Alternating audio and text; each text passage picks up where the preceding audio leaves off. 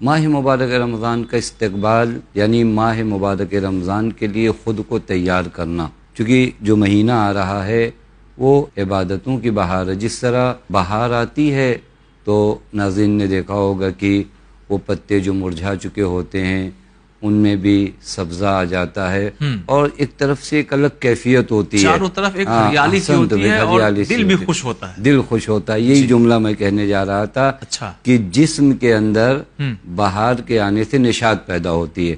بہار کا موسم عام کچھ موسم ہوتے ہیں دل میں خود نہ جانے کیسی تکلیف ہوتی ہے، لیکن جب بہار آئے، تازی ہوائیں ملیں، ہر طرف سبزہ ہو تو پھر ایک خاص نشاط آپ کے جسم کو ملتی ہے۔ جی اسی طرح ماہ مبارک رمضان بھی بہار عبادت ہے، یعنی میرے جسم سے ہٹ کر اب میری روح کو نشاط ملے گا، واہ، میری روح میں ایک خاص سرور حاصل ہوگا۔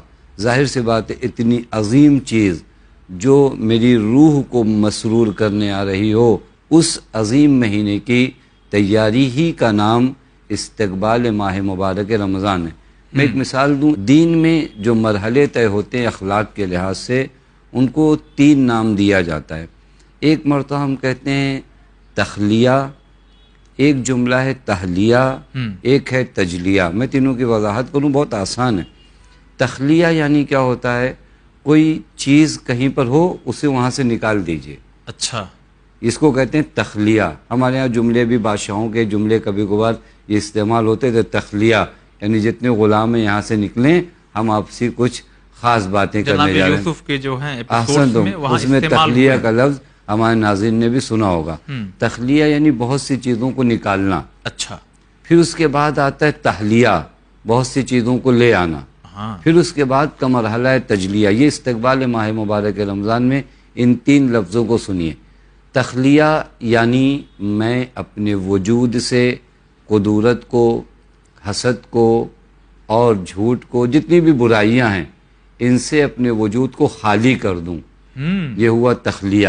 اچھا، پھر اس کے بعد بہت سی اچھی صفت کو اپنے وجود میں لے آؤں، سچ، عبادت، ایمانداری، اس کو کہتے ہیں تحلیہ۔ تحلیہ یعنی سجانا۔ پھر اس کے بعد تجلیہ، جب آپ نے پہلے برائیوں کو ختم کیا، پھر اس کے بعد اچھائیوں سے اپنے وجود کو سنوار لیا، پھر تجلی ہوتی ہے، پھر آپ مہمانی خدا میں جاتے ہیں۔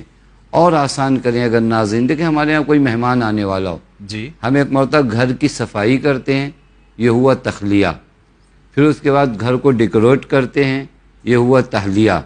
پھر وہ مہمان تجلی کرتا ہے، یہ ہوا تجلیہ۔ اور شاید اسی وجہ سے اگر آپ دیکھیں 3 لگاتار مہینے، رجب وہی تخلیے کا مہینہ ہے، جی، شعبان المعظم تحلیے کا مہینہ ہے، رمضان وہی تجلیہ ہے کہ جہاں پر خداوند متعال آپ کے قلب میں، چونکہ اللہ نے خود فرمایا کہ میں پورے زمین و آسمان میں نہیں سما سکتا، لیکن مومن کا دل جو ہے میرا حرم ہے، تو اس حرم میں تجلی اوصاف پروردگار عالم ہو، اس کے لیے تخلیہ اور تحلیہ کا مرحلہ ہم جو طے کرتے ہیں اسی کو کہا جاتا ہے استقبال ماہ مبارک رمضان۔